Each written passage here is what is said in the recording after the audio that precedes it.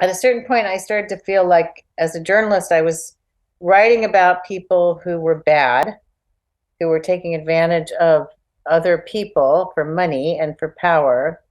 Hmm. And I started to feel like, if I write about one, another one's going to pop up because that's the human nature at this time. And so I started to feel like the problem was spiritual and that we needed to come back. We needed to find our spiritual center.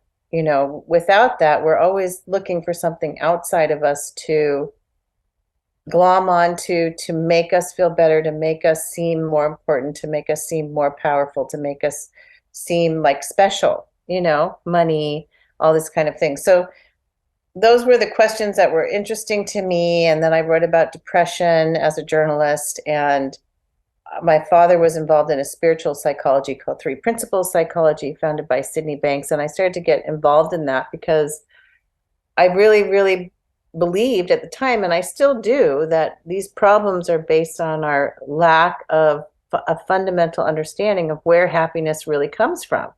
Hmm. And that's so simple that if people could realize it, then they wouldn't be on this, we wouldn't have these Donald Trumps and Putins. And so anyway, I went on this journey of becoming a practitioner in that particular psychology. I worked in Santa Clara County for 6 years. I founded a nonprofit, and I was doing this work all around the world. And in fact, in Finland, I had someone from Belarus come to one of my workshops, and we became friends, and that was very touching.